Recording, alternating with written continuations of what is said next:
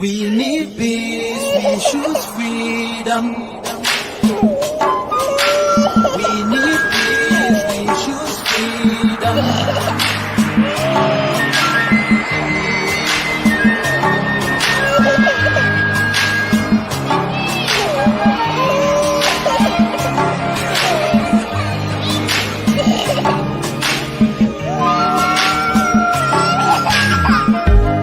There was a nation living in peace and unity.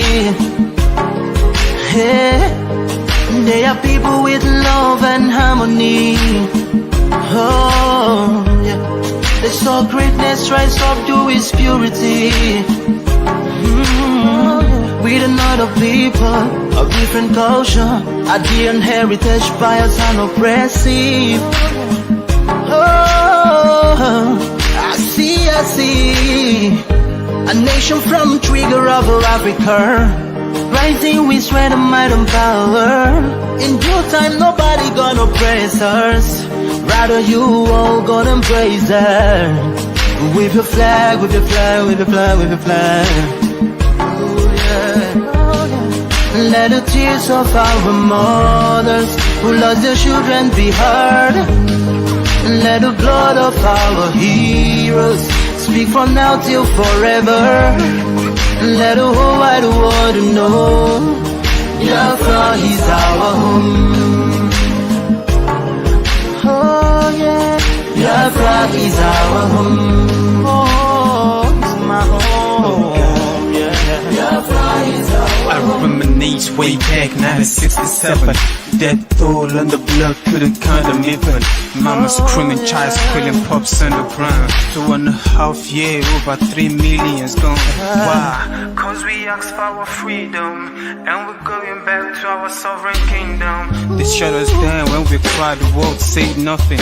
Sitting back in the crib, watching our suffering. Should I talk about the planes dropping shells like rain? Suka had the first taste of a hero's blood. Abagana Zobuni wave was stronger than flood, but the juke is too strong and fought them off on the chart. Thought the bloodshed's gone, then it came again. 216 and the massacre, it started again. So bloody name, I couldn't cry tears. Blood dripping down my eyes, water in my veins. We died trying to fight the cause and we're trying to break him. It's our freedom, but the world was against us. Wave your flag over Africa. Welcome people of Biafra. Wave your flag over all the world. See those people of Zion is here. It is the nation that the Lord has chosen for the people of Zion. It is the nation that the Lord has chosen for the people of Zion. We need peace, we choose freedom.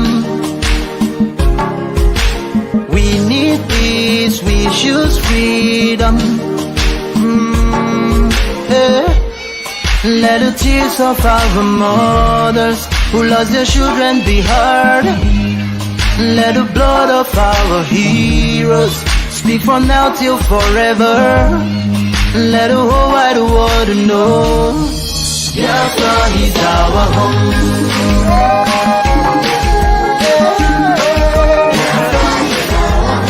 I see rising sun from Africa. Oh, this is sign of victory. Oh, yeah. I see future in Africa. Oh, yeah. People of Biafra. See light shining on the world.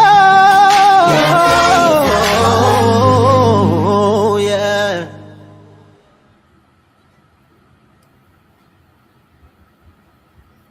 What's that, marathon? We're not fighting each other. We know where we're going. We're going to get Biafra. There is nothing anybody can do about it. Absolutely nothing. Nothing. I need them to understand this. We've crossed the Rubicon, the point of no return. There is nothing anybody can do. If I'm alive, if I'm dead, if I'm wherever I may be, Biafra will come. If I'm dead, it's even better because it will come far more quicker. I can assure you. If Biafra is fighting for you, no one will touch your property. If you're fighting alone, you're bound to lose it. So Biafra is the best. We will become the 16th member country of ECOWAS. If Nigeria doesn't release those properties, then we'll take them to court and we'll get them back. even twice the value.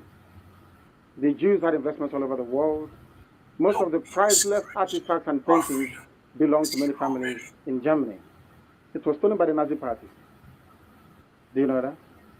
Eventually they got everything back with compensation on top of it. That's what we're going to do. If you touch our investments, we'll come back for you. And we'll know where we can get it from. So there is nothing for anyone to worry about. It's only if I'm not stopping you from being a Nigerian, if you are born on the streets of Lagos and you want to be a Lagosian and your name is Adama, oh, well and good. There's no problem.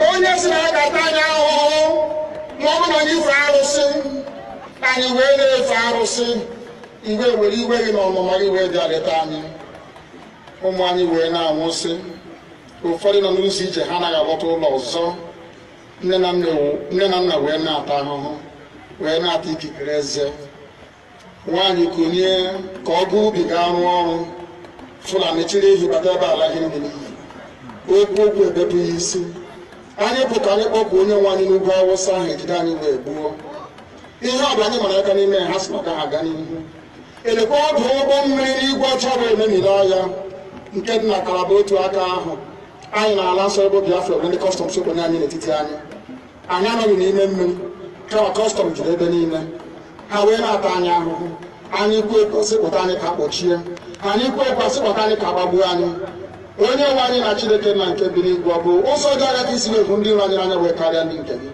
akwa anyị bụ ụmụ Chineke akwa ọba aha anyị ka anyị na-aza akwa ọba anyị nwe na-aza ike Chukwu akwa ọba anyị nwe na-aza amara Chineke akwa ọba anyị nwe na-aza Chisom akwa ọba anyị nwe na-aza Chizọba nna nke dị nsọ onye ime eluigwe dịka otu onye iro dị na anyị bụ ụmụ gị bịa ka iwe zọpụta anyị bịa ka iwe napụta anyị n'aka ọjọọ ihe bịa ka iwe lụọrọ anyị ọgụ Lucky way to zoo.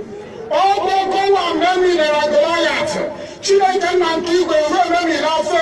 Sukwu otu a mee ka fero ọgụgụ onye home ndị anyị ga biko wee taa akọkọ igwe ọtọ ọsọ.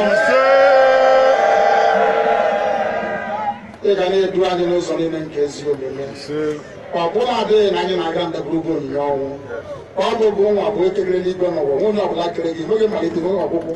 Kama anyị nwe anyị gwa anọkwa ahụ ofu ụbọchị anyị ga-anwụ n'ezie kama ma akọ na ogbu gị na-anọgide ebe ego mgbe ebighị ebi ọ bụ ya mere anyị ji were gị n'anya isi anyị wee na-asị nna nke dị nsọ bịa ka iwe gosi anyị Biafra na ndụ na-abụghị n'ọnwụ bịa ka iwe mee ka ebe gị na amara gị wee kpuchiri anyị ka uwe bịa ka iwe zọpụta ndị nke gị bịa ka iwe mee ka Biafra wee bịa ka anyị na-ewetụta na nsọpụrụ na ịja mma site n'aha gị onye bụ Chineke abịa ma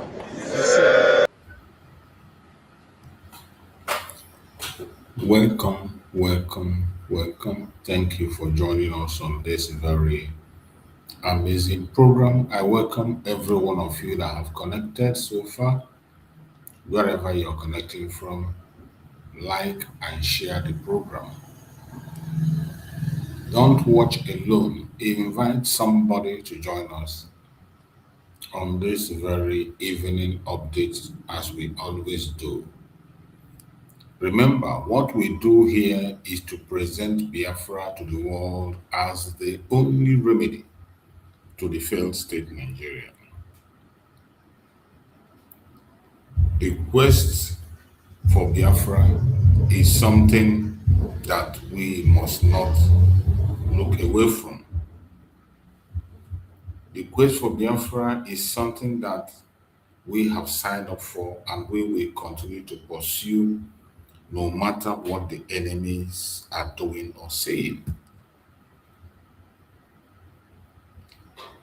They have tried everything humanly possible to stop us, but we refuse to be stopped. Wherever you are watching this program, I want you to refuse to be stopped. Sometimes when you check within yourself, there might be reasons why you must not continue on this very project. So many distractions, so many attacks, so many things are happening day in, day out. But we will never allow ourselves to be discouraged. we must not allow ourselves to be discouraged. No matter what happens, no matter what the enemies are doing or saying, we must not allow ourselves to be discouraged. This is a battle that must be won. And our leader, Nnamdi Kanu and Simon Ekpa, has given us a template that we must follow. The only question you ask yourself today is, are you following that template that you're supposed to follow? Are you doing what we are supposed to do? If you are not on that right path, wake up, and begin to do what you have to do. We must join our leaders to raise this flag. The flag of Biafra must rise. No matter what you say, no matter what you do, no matter the propaganda, no matter the blackmail, the flag of Biafra must rise and must be raised very, very high. We will never allow the enemies to silence us. We will never allow the blackmailers to win. Our focus is Biafra, and Biafra we must get. The flag of Biafra must fly high. As you know, the Nigerian government is trying everything they could to silence the voice of reason, but we will not allow them. They have tried to break Nnamdi Kanu. They tried to break Simon Ekpa. In different forms, in different angles. They attack them physically, spiritually, and today, the main battle we are facing today is the legal battle. The legal battle for Nnamdi Kanu and the legal battle for Simon Ekpa. That is where the battle is today. And by the special grace of Chukwu, we will win that battle. Nnamdi Kanu appeal is coming. Likewise, Simon Ekpa appeal is approaching. The only thing we can do is to continue to pray for them, continue to give them necessary support, and continue to defend their interests at all times. Do not join the bandwagon of those who are fighting them. Do not join the enemy of Biafras. The enemy of Biafra that are fighting the cause. Don't join them. Do not be part of them. Those who are fighting day in, day out to see that we do not have our freedom. Don't join them. Don't be part of them. There is a hope and there is light at the end of the tunnel. Biafra is going to come, whether you like it or not. It's just a question of time. But it's unfortunate today that people are deviating. The only problem I have is that some of us today have become the problem in this restoration of Biafra. We are distracted. So many of us are focusing on things that are irrelevant. We don't have any voice anymore. Nobody is ready to fight for you or speak for you. We are on our own, hoping for God's intervention.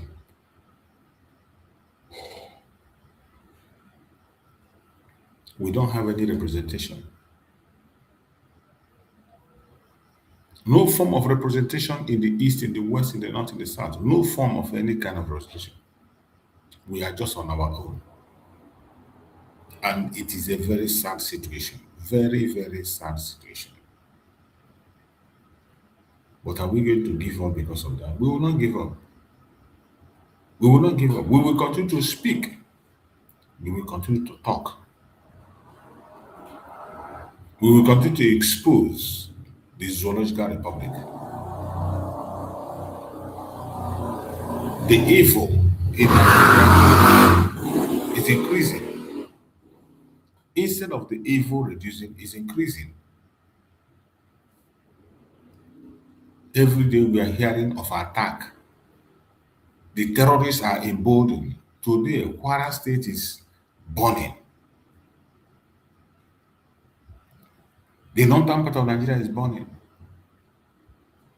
And the world is helpless. How I wish we have somebody to speak for us. Today, one important thing that you should know, that everybody have come to conclusion that Nigeria is irredeemable. Everybody, both the one Nigerianists and those, they have come to conclusion that the only remedy is to separate Nigeria, but some are still afraid how it's going to be on their side.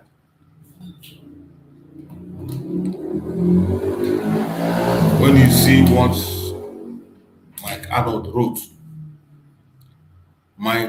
wrote something on his platform, and he was talking about the Christian genocide in the north and why Biafrans should talk less about disintegration and talk more of solving the problem of genocide. There is no way you can solve the genocide without disintegration. That is why we are talking more on that end. Even though we know that the people in the Middle Belt, the Christians in the Middle Belt and Christians in the North, some of them are afraid. They prefer that every one of us will be there. They take us as a kind of security for themselves.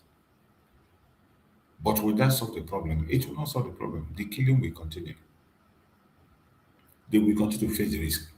The only way to save them, save the northern Christians, is to allow Biafrans to go so that Biafrans can accommodate them. Allow Biafrans to go so that we can accommodate them. Disintegrate Nigeria. Let the Middle Belt be on their own. Middle Belt can equally accommodate them. Middle Belt can accommodate them. But as long as you continue to manage this in Nigeria, Commander Olowi made it clear that they will never stop. These people cannot stop. It doesn't matter how long it takes. These people will never, ever, ever stop. The earlier you understand that, the better for you, the better for every one of us. Nigeria is in the hand of the caliphate. The British entered into a contract with the caliphate to take the land and allow them to take the resources. Today, Tinubu has come to renew that contract, allowing the British to take the oil while the Fulanis continue to take life. They have renewed that contract, and there's nothing you can do about it. The only thing that can remove you from that contract is moving away from Nigeria, rejecting Nigeria and everything that has to do with it. Going back to who you were before the British came. Until you do that, terrorism will continue to control Nigeria. Terrorists will continue to be in charge of Nigeria. You can continue to cry, you can continue to complain, but what is happening will continue to happen. So I urge every one of you, those who are watching now and the people who are going to watch later, never give up. Continue your message. Even when nobody is watching. You, even if it's one person, when one soul is saved, is enough. So wherever you are watching from, I urge you never to give up. Continue on that path.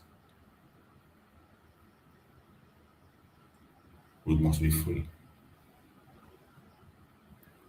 The legal war that is ahead of us, Chukwu Okike will give us victory. We are not Nigerians. We will never be Nigerian, and nothing will make us to back down. So I urge every one of you that is watching, continue to fight on your hunger and continue to speak, continue to present our case before the world. There is light at the end of the tunnel. Nigeria is gone. And every update we are getting from Nigeria confirm that Nigeria is gone. In case you do not know, Nigeria is gone. Gone and gone completely.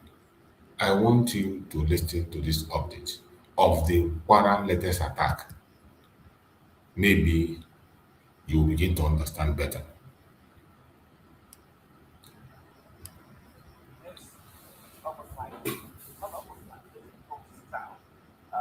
There are very, very few people here at Record Local Government Area of 4 to be precise. That's exactly the place where this attack occurred yesterday here in Kwara State. Most of them have actually gone ahead to find another place to stay far from this particular area. But indeed, this is the situation. What you have right behind me here, the site of where the attack occurred yesterday morning. We understand that usual weekly church service was ongoing in this building that you have on your screen, and this was something that was meant to go on as usual, but then it was disrupted by a bandit attack. Apparently, these bandits, they may have been surveilling the area. So the initial reports that we had before we got here was that some people were rescued, but now we have a better picture of what exactly happened. A member of the church who was inside the church when this incident happened, his name is Elder Sunday. Let's come towards here. Let's come this way. Around 9:50 yesterday morning, when we were worshiping in the church, so we were singing and praying.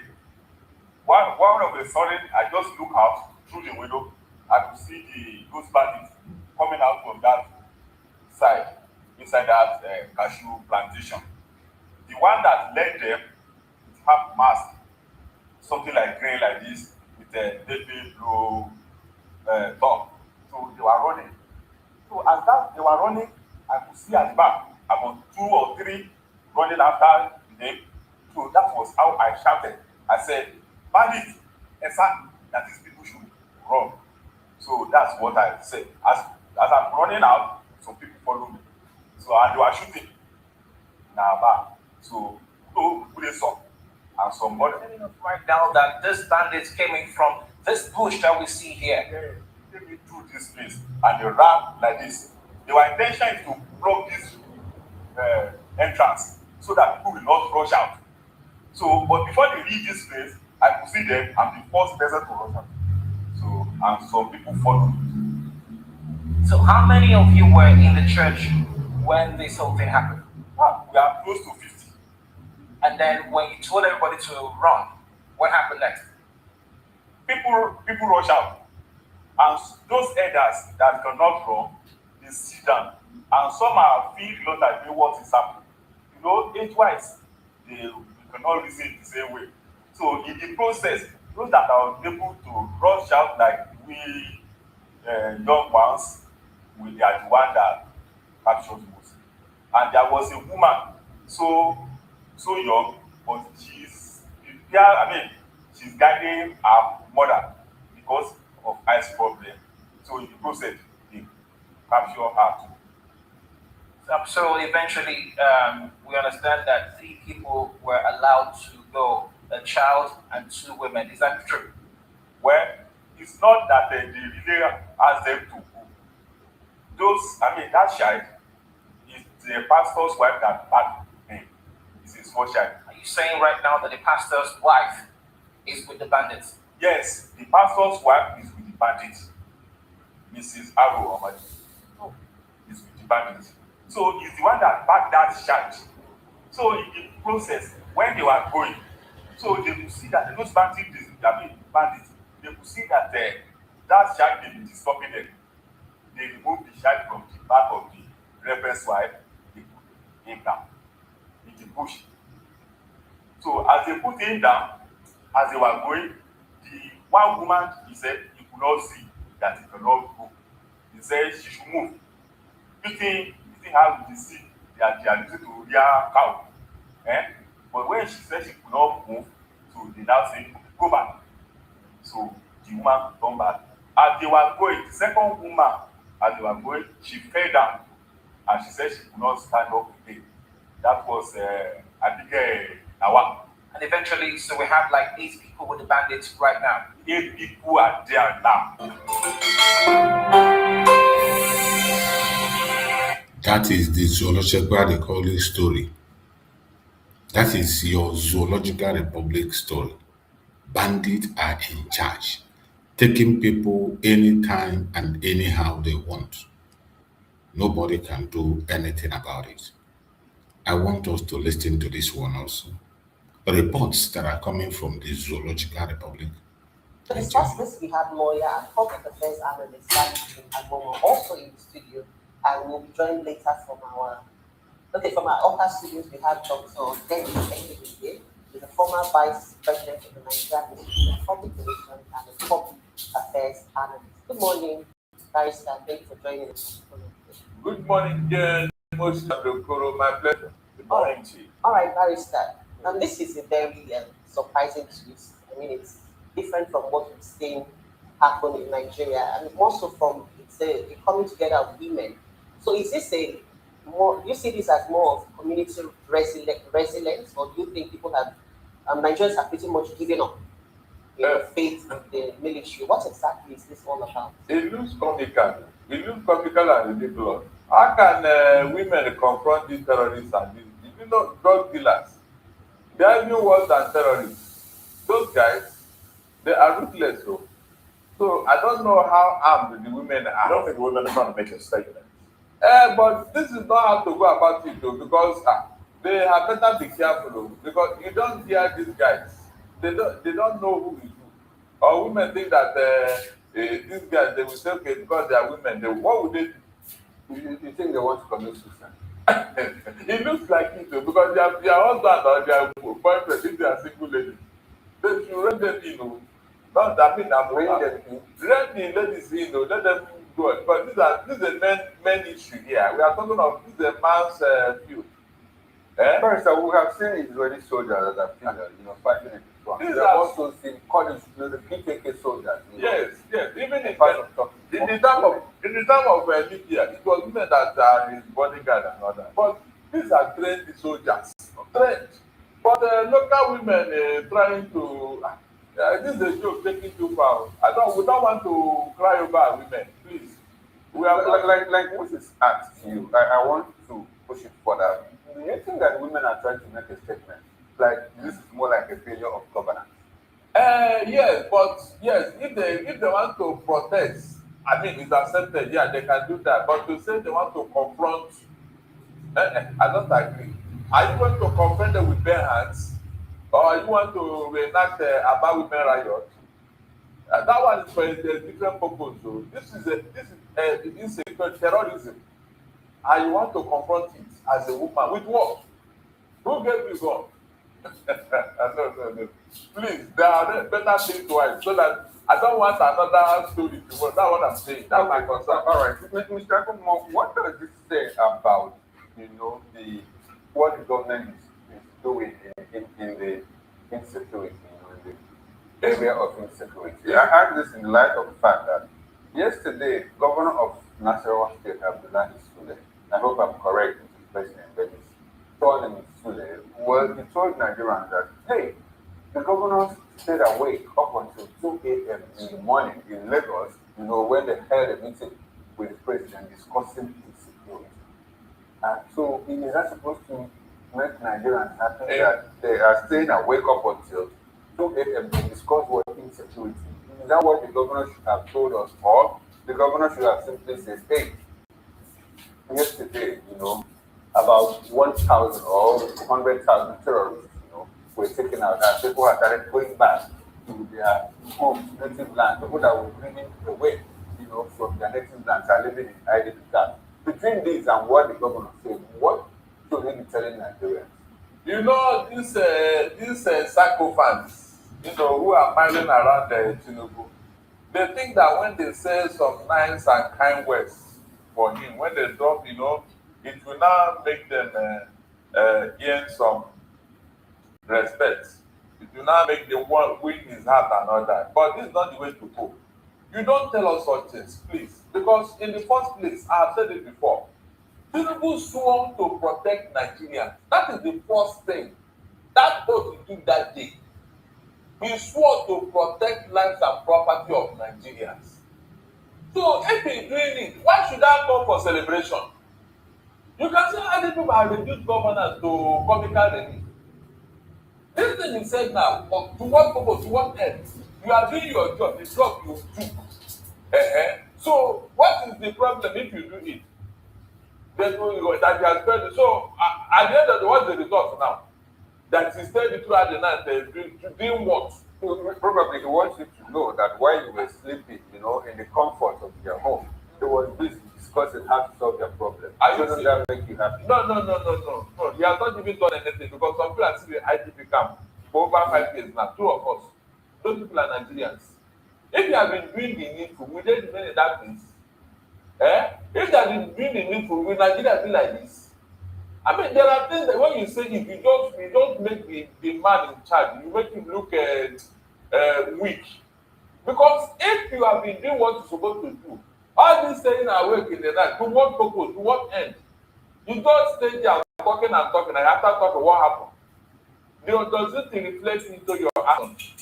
Okay, now, Mr. Gumot, we're still talking about insecurity. At the meeting, with the president, the governors agreed at some point. I'm not talking about the last meeting they had. At some point, all of them were told that 6 of them had agreed to state policy. But after the meeting with the president, some of them went back and started recanting. Babagana Zulu Borno State, whose state has become the epicenter of insecurity, by the way, said, hey, hold it there, we are not yet right for state policy. According to him, if we introduce state police at this time, there is a tendency, there is a possibility that some people, some ethnic groups, will be eliminated in states where they don't have some kind of state. For instance, if you have a situation where in state A, there are a certain number of people, a certain ethnic group there, and the police commissioner or the state governor doesn't belong to that ethnic group, there is a tendency that those people will be wiped out. That is the exact words. Wipe out. Yes, that people, ethnic nationalities, will be killed in states, where the police commissioner or the governor is not from that ethnicity. And I asked the question, what changed between the time they said yes to state policy and now? And recall also that at 3 occasions, at the National Economic Council meeting, they had the opportunity to discuss state policy, and they talked it, down to number 7 or 8. And after 4 hours of deliberation, they told us, we didn't have time to talk about state policy. These are the same people that are complaining. We are technically speaking, not the chief executive officers in terms of chief security officers of our state. So how do you explain all of that? What changed between then and now? What is telling you that you have a serious set of people, group of people who are too selfish to do the right thing? On serious. Since Buhari time, we have been talking about this state police. In fact, that was one of the campaign slogan of ABC before 2015. Up to today, no action has been taken towards that, except what? Rhetorics. No, this one has set up a committee. Which committee? They didn't set up committee before. They did not set up committee before. With what you are hearing now, what you said now, do you think this thing will see the light of day? And that's what I'm asking. So this man that said that there's some ethnic group who want to, as of today, have you not seen some ethnic group being wiped away?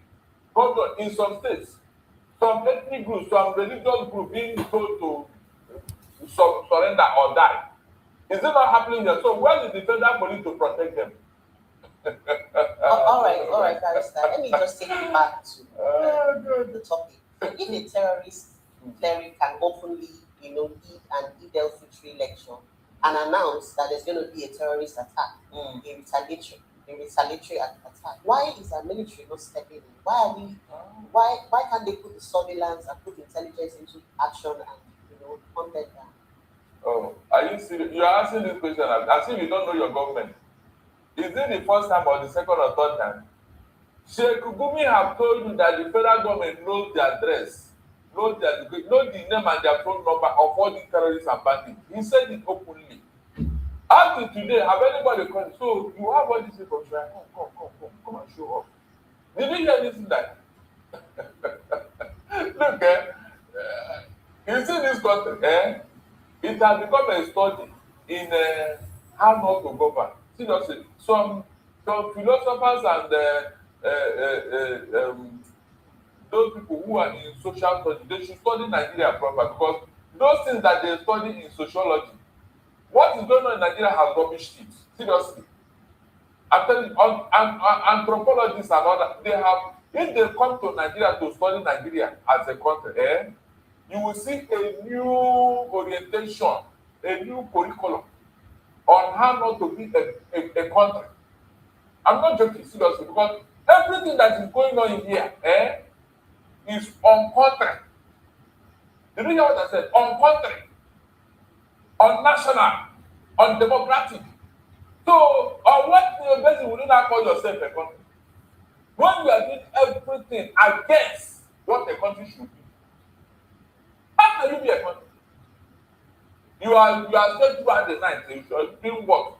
All the information you need is there to take action. They are telling you stayed out the night. All the night to do what? All right, then, thank you very much. Let's go to Oka, where we have Dr. Dennis from the Vice President of Public Relations.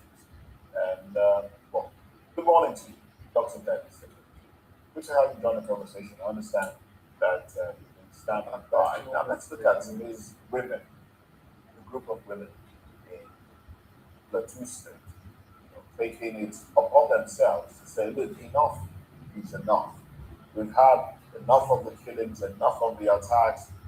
These attacks have been termed mama headers, but we understand, lots of Nigerians understand what's going on. A lot of them has taken on the toga of ethnic cleansing. How much does this speak to a failure in governance? And how much does this speak to the women making a statement? If you recall the about women's rights, what impact do you think this will have in the coming days? I think it's a very pathetic situation, but even a laughing matter, in the sense that the women we are supposed to protect have taken arms to protect themselves. What are the implications? Is it part of vote of no confidence in the system? Is it part of system failure? Is it part of the saying that what a man can do, a woman can do it better? These are some scenarios we need to take into consideration.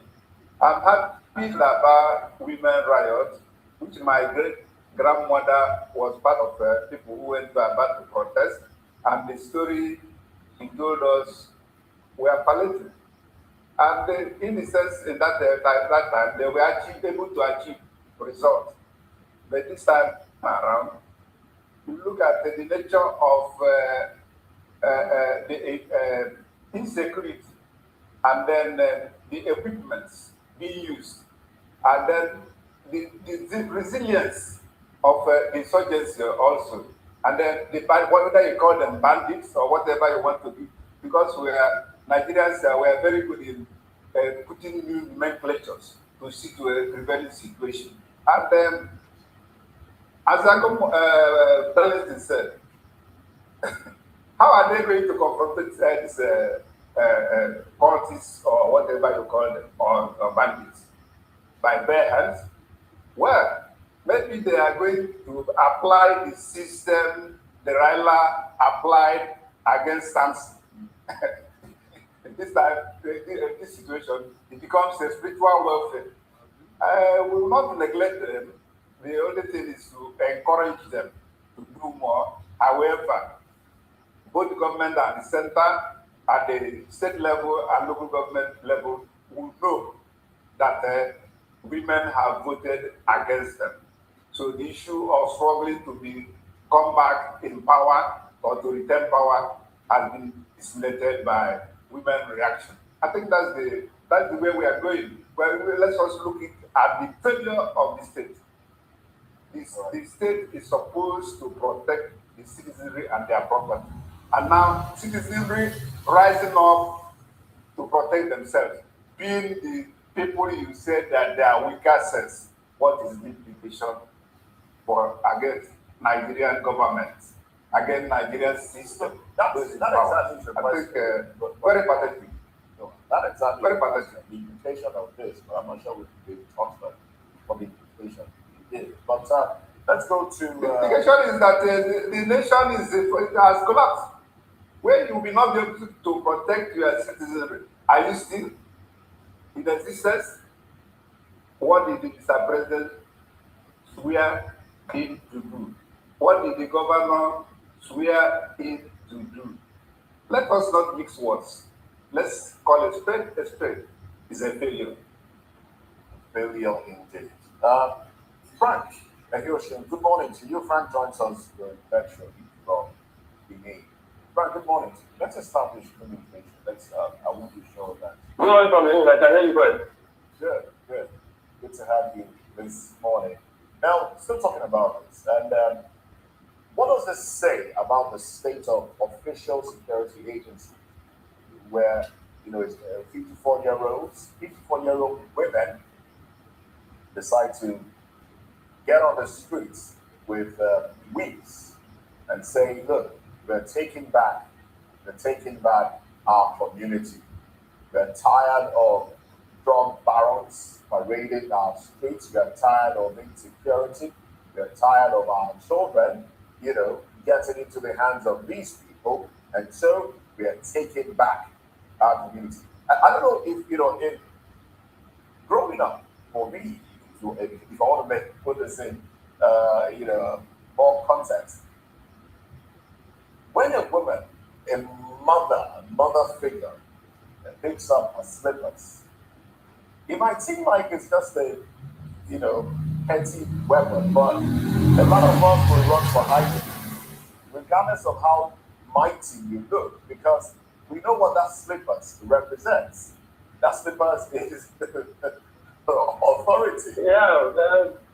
Yeah, so the women that go ahead. The context of the family conflict. But within the context of the state, as in the nation in this sense, the situation varies. In comparing with what the great barrister Isidro and guests have spoken a while ago, it's actually a confirmation. It's not really confirmation, a reconfirmation, because the confirmation is being recurrent. In fact, a case of a real case of confirming the fact that the states are similarly failed. That is the truth. When I saw that thing, what popped up on my mind was actually influenced by sociological historians, such the tyranny of history. That was what popped up on my mind. I think it's actually a conceptual manifestation of the tyranny of history, where a people are seeing that it's been a pattern for so long a time that the institutions and the council to secure them are failed. So, because of the repeated culture of the failure of the future, it has won the gap of the tyranny of history to make people not wait anymore, to just look for whatever means they could use to express their dissatisfaction to the optimum. Because the ladies in question that are do this or nothing, that is the truth. If you peruse the things, they haven't been present. They don't have weapons. They don't have land. How much less stuff that could be of impact. So they are engaging their life. They are coming out is actually a state of protest. And it's a rejection of claims before the world at large. That government has said to the extent that women now come out in the night, who are supposed to be in their houses sleeping, to now provide security like they could. Ordinarily cannot even provide for the rodents. Let me use that technology to put it in context. It's very, very painful. It's a terrible thing. But what makes it more painful is that this stuff is ongoing. 5 years from now, this discussion may still be ongoing. 20 years from now, this discussion may still be ongoing. Because there isn't any concrete effect that reflects a state of seriousness by Nigeria to change the trajectory. What is the essence of government? The commission makes it very clear. It's not just about the control of our confusion. It's a universal threat. The government purpose of government is universally the security and welfare of citizens everywhere. The government cannot provide security. The government does not provide welfare. What does government do? Government simply sits in its Google and serves the interest of the people that present by the state of state. That is it. It would have been expected to say that so-called Ukoma make a difference. But my idea remains the fact that, like I have said a few times in the past, that no nation builds another. Okay. It is the responsibility of every nation to chart a course. Right. America cannot guarantee stability for Nigeria when Nigeria does not put up the requisite discipline of nationhood to try. America will not guarantee it in Afghanistan. Okay. They will guarantee it in Iraq. Neither can they guarantee it in Nigeria because Nigeria as a country is not serious. All right, Frank. All right, Frank. I'm happy, to talk about it. I'm happy that you brought us to this point because I wanted to ask you, if you frame this, what is happening, the women coming out to say, well, if the government can't protect us, we have to protect ourselves. If you frame it around the fact that it is governance failure, do you think that this government has not done enough, to feel concerned about the plight of Nigeria?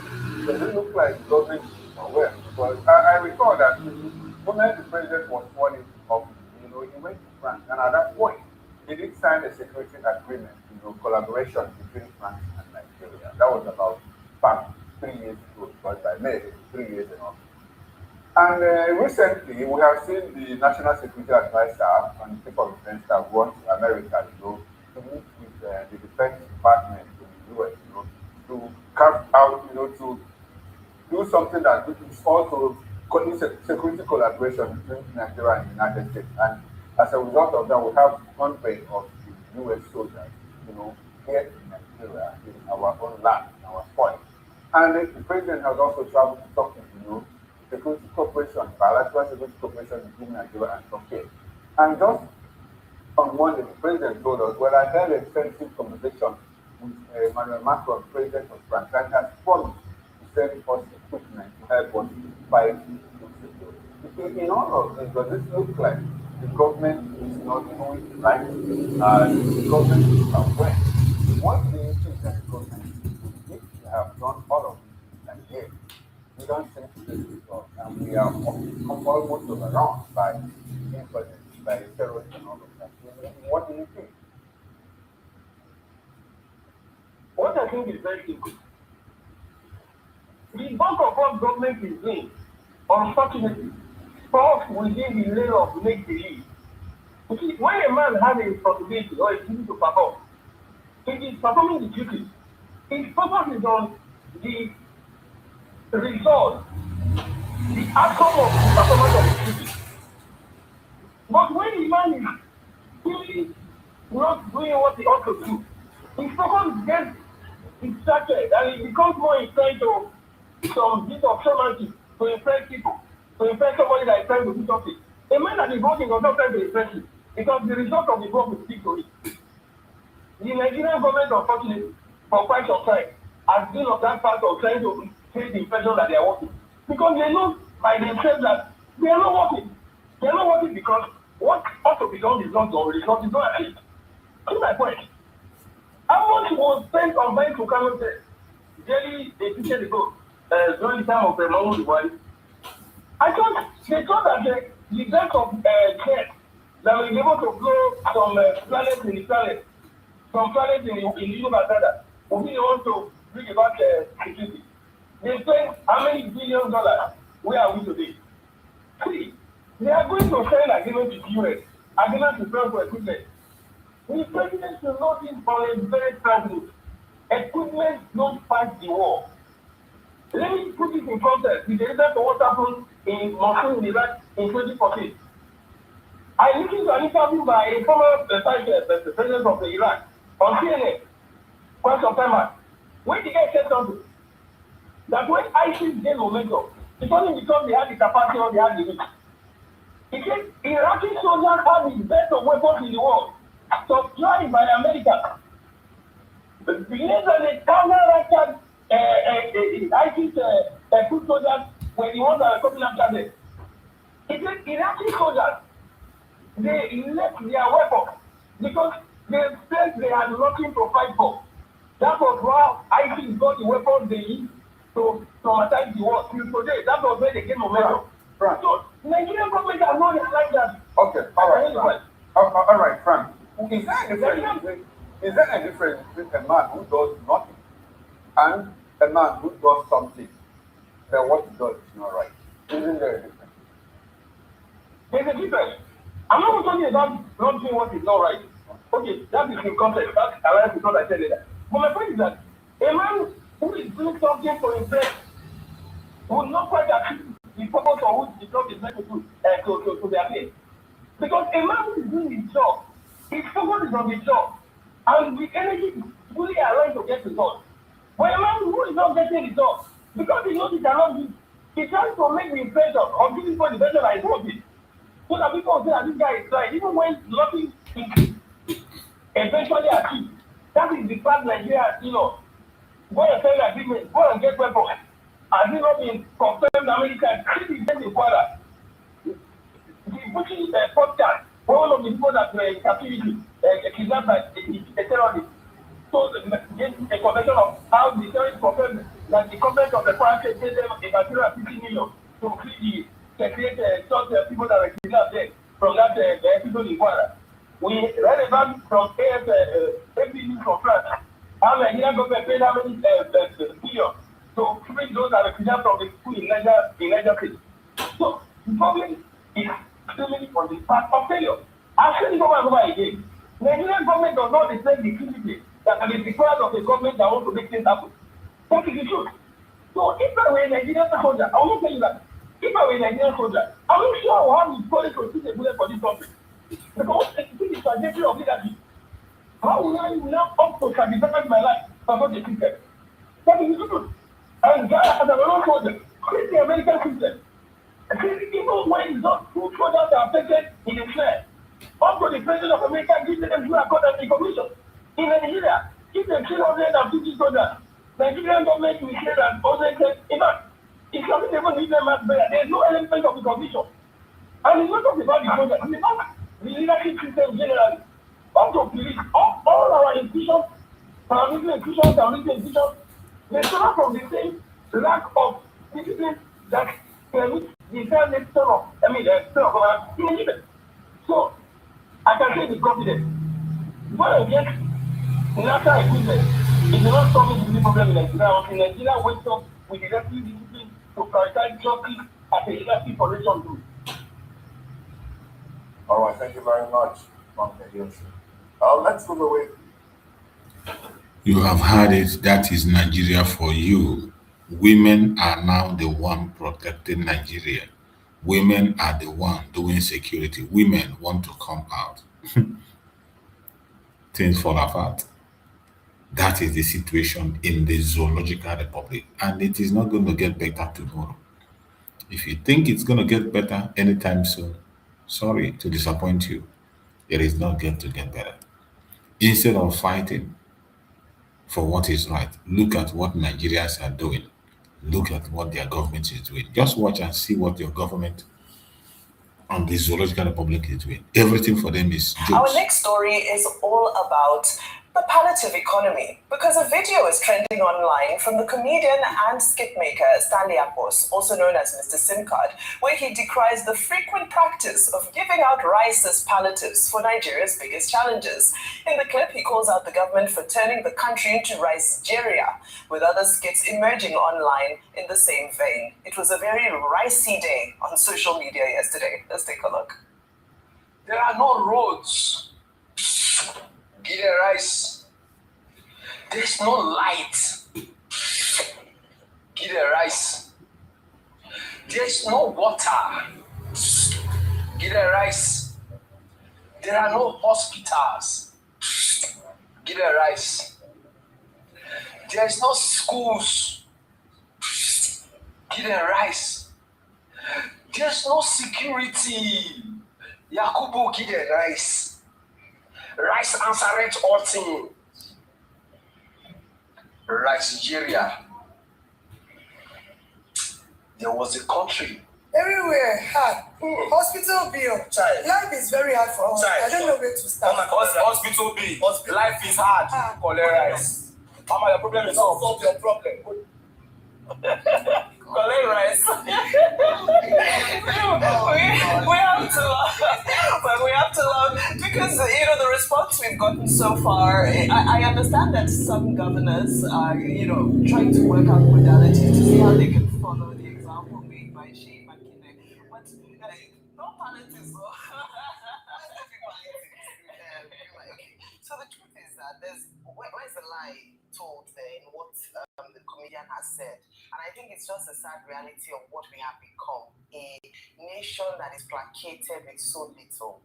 And at some point watching that video, I was thinking, okay, who should we blame? Should it be the government, the politicians who have weaponized poverty, and so that a lot of people are willing to sell their birthright for 5,000 naira, or in this instance, a bag of rice, just because if you can give me something to go and feed my family at home, then I'm okay for now.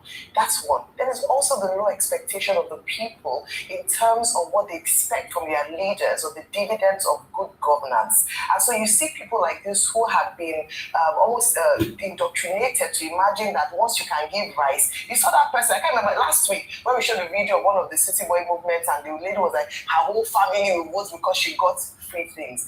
If only the people can be educated as to what is due to them as citizens, based on the trust given to our leaders in positions of power to give back to the citizens' infrastructure. It is said that give me fish, I'll eat for one day. Teach me how to fish, and I will eat for life. That is the problem we have currently in Nigeria, where we solve surface problems, but we don't deal with the substance. And so number one is that the people have to be educated. They have to know their rights as citizens, and they have to know what is due to them in terms of entitlement and inheritance from the Nigerian state. If we don't educate the people, they will continue to be satisfied with a cup or a bag of rice in substitution for what should be education, healthcare, good roads. That's what people should be demanding. Then the other part is the government themselves not to weaponize poverty, because if we keep pushing, come election time, they will still give rice. The rice will still cause people to go and vote for some certain people, and that's quite sad. And that's why we must continue this civic engagement, civic education. People must understand their rights and demand more from their government. And then go into the first story. I think Alhaji Dangote is spot on. If you look at other countries, and I don't think that the government should still be talking about thinking of responses to global, impact, the US-Iran war on Nigeria. Saturday will make it 1 month, yet we have no concrete announcements from the government in terms of a systemic and strategic response to safety nets for Nigeria. It's a shame, quite frankly. That's why when Sheikh Makinde gave 10,000 naira, even though small, we praise his efforts, at least he's made a move. What's happening to the other states? What's happening to the Nigerian government? All we hear are promises of we're going to do something to alleviate. What are the concrete plans of the Nigerian government to support Nigerians who are suffering from higher costs of PMS prices, higher food costs, and difficulties even at going to work? That's the question I asked you this morning, and yet no response. A few days to 1 month after the move.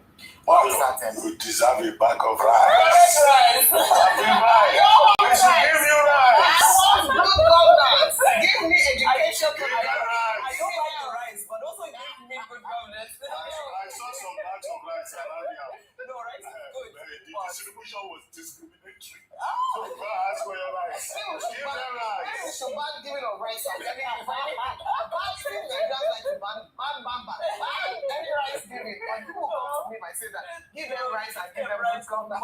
People should learn to ask for more than rice. And Alhaji Dangote has given us great advice. Those protocols we used during COVID, let's try and see how we can, tap into some of the policies we used during the COVID era to manage ourselves, since we know that cash is currently quite hard to come by for most companies and even for many state governments. You have seen Nigeria, rice is their problem. And the major thing is that when they come, they make joke of everything. You see them, they are making joke of it. But that is what is the reality. When they talk, they make it a joke. It's not a joke. They sell their conscience for rice. Any problem in Nigeria, bag of rice, half bag, Sometimes even 1 kg they share. All the problem in Nigeria is only rice that they solve it. Rice is always the solution. And the citizens themselves are the worst citizens I have ever seen in this world. Is those one Nigerianist who can sell their conscience for what they will eat for 2 or 3 days. Mad people everywhere. When the Janjaweed told you that they are own Nigeria, you thought it was a joke. When they were telling you that they were going to settle the Janjaweed in Nigeria, some of you thought it was a joke. When the governor of Bauchi State was saying it, you didn't believe. But today, even the governor will come, he will claim he wants to fight this security. Look at him here, where he was talking on how to settle these terrorists in Nigeria, boldly saying it in national TV. We'll try more to cultivate that culture in our people, while at the same time bringing the Fulanis in one fold and try to arrest their traditional practice of moving from one place to the other. And that is very big and uphill task. But I think we can communicate with them more, because to them they don't have borders from Cameroon to Nigeria. But that's the thing, Excellency. How do we ensure that those who will be participating in this federal government largely funded program will be Nigerians? In terms of the funding? No, in terms of the operations. So to bring in Fulanis together. You see, the issue of misconception, I think there is a lot of mistrust and misconception with regards to the Fulani man. The Fulani man is a global or an African person. Yeah. He moves from the Gambia, from Senegal, and his nationality is just a Fulani man. Yeah. And as a person, I may have my relations in the Cameroon, but they are also Fulani men. I have relations because from the maternal side. You see the people that brought Fulani to come and take over Nigeria. A Fulani man sees himself as a Bayelsa, as somebody coming from the Niger Delta, because he speaks the Niger Delta language, which you and I don't. And of course, we would have to just take this as part of our own heritage, something that is African, and that we cannot just close the border and say the Fulani man is just a Nigerian or this. No. In most cases, the crises are precipitated by those outside Nigeria. When there is a reprisal, it is not the Fulani man within Nigeria that causes it.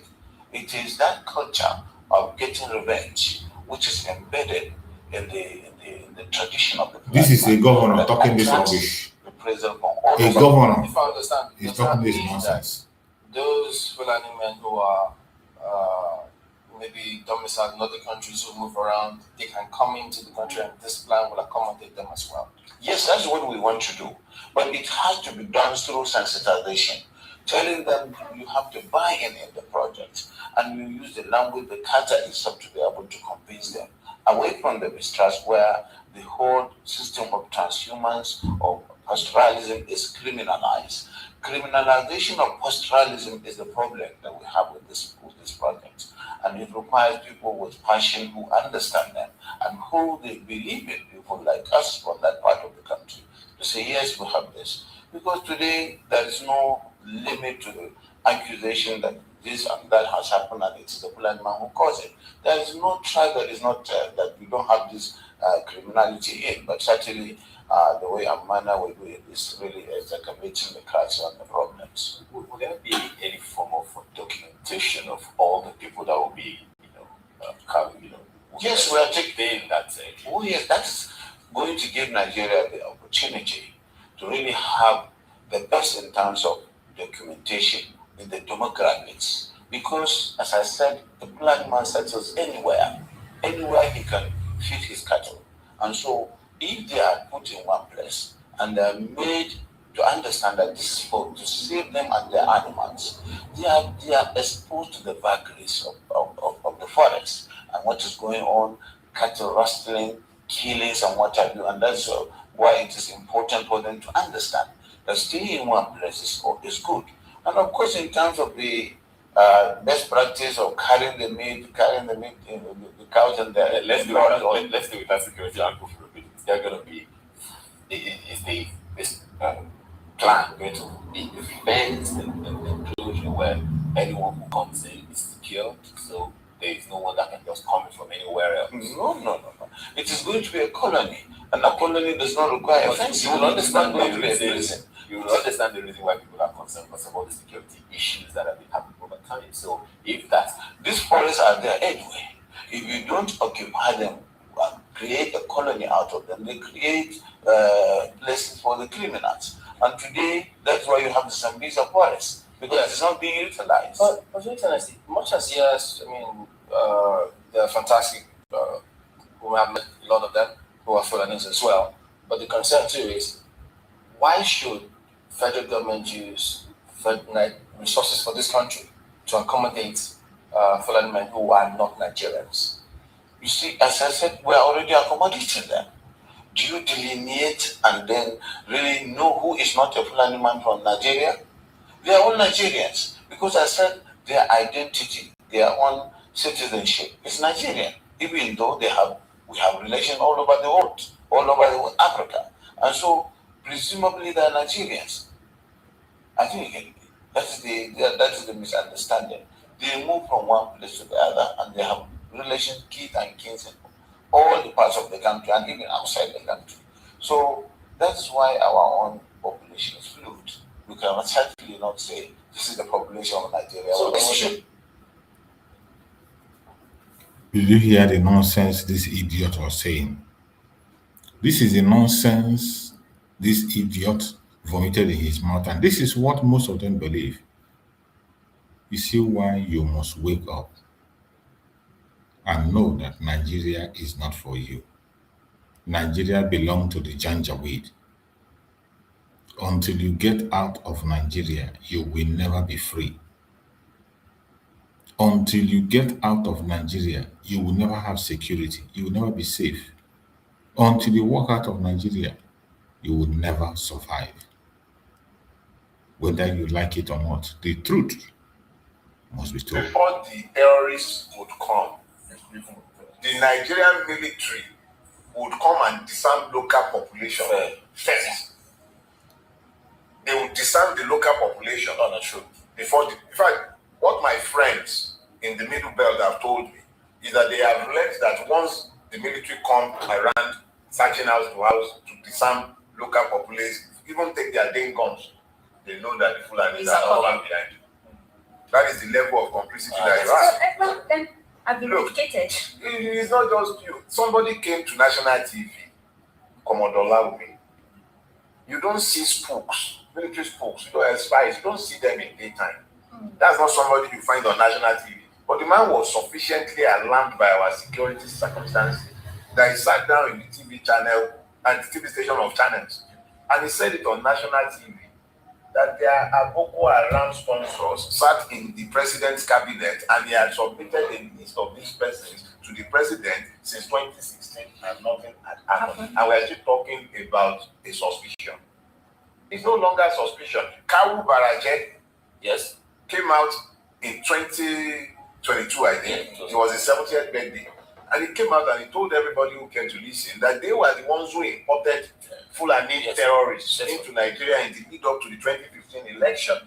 And that they harmed these persons that they had brought into Nigeria from 5 different Sahelian countries. He said so. He's on record. Look, my friend, Dr. Stanley Kavman, is the National Public Secretary of the Middle Belt Forum. He was, I think, on Arise the other day, where he said categorically, and he wasn't the first to say it, that there is a base, a militant base, terrorist base in the tri-state area, Nasarawa, Benue, and Plateau. That base is known to each and every one of our security services. That base is sometimes reinforced and resupplied by helicopters in this country. And nothing has ever happened. So we're no longer, let's be talking about, it's no longer about suspicion. It's not a theory. It's not a fact. We should be able to call it what it is. The fact is that the Nigerian state has turned against its own citizen and is passing. I hope you had it. Why we bring other voices is for you to understand. When we say Nigeria is irredeemable, it is not a joke. It is not a propaganda. It is not a blackmail. All we are doing is to share the light so that people will see what the truth is. And we will continue to do so. Thank you so much for listening. Thank you so much for watching. We are going to see you again tomorrow morning for another interesting topic. Join us tomorrow morning for another episode. You know, our evening section is just a revision. So morning section is the most time we make our proper broadcast. Join us tomorrow morning and tell others that this is where we are broadcasting now. We are not on David Harbour channel anymore. So tell others to join us here tomorrow morning as we continue to broadcast. Thank you so much for watching. May Chukwu Okike guide and protect you. And may Chukwu Okike guide and protect our leaders, Mazi Simon Ekpa and Mazi Nnamdi Kanu. They will join us soon and victory shall be ours. No weapon formed or fashioned against us shall prosper. Thank you and stay safe.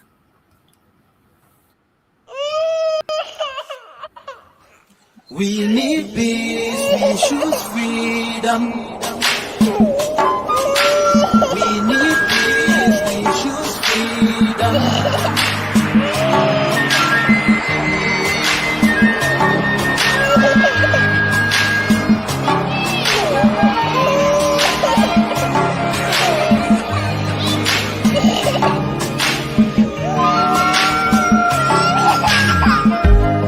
There was a nation living in peace and unity. Yeah. They are people with love and harmony. Oh, yeah. They saw greatness rise up to its purity.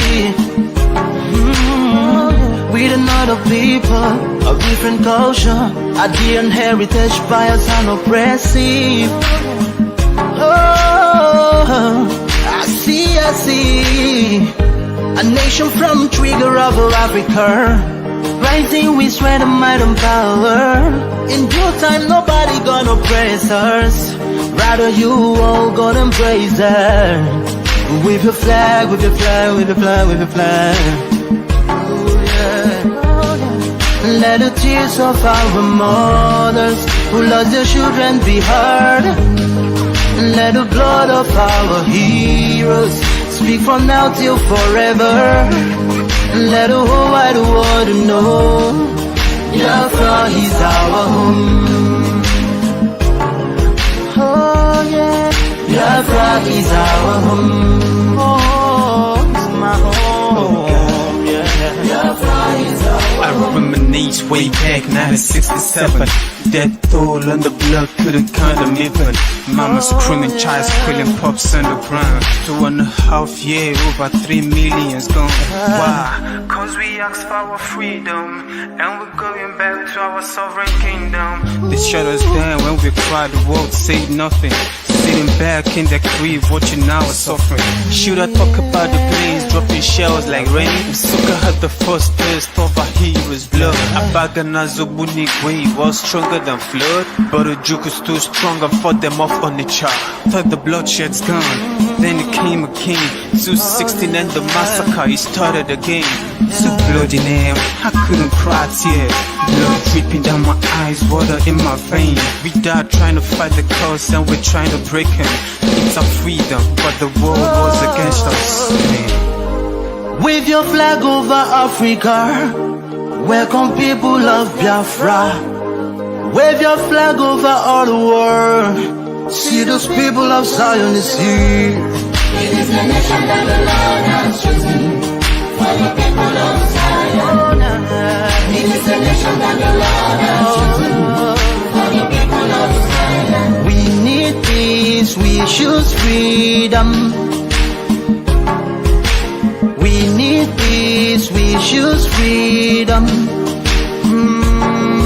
Yeah. Let the tears of our mothers who lost their children be heard. Let the blood of our heroes speak from now till forever. Let the whole wide world know Biafra is our home.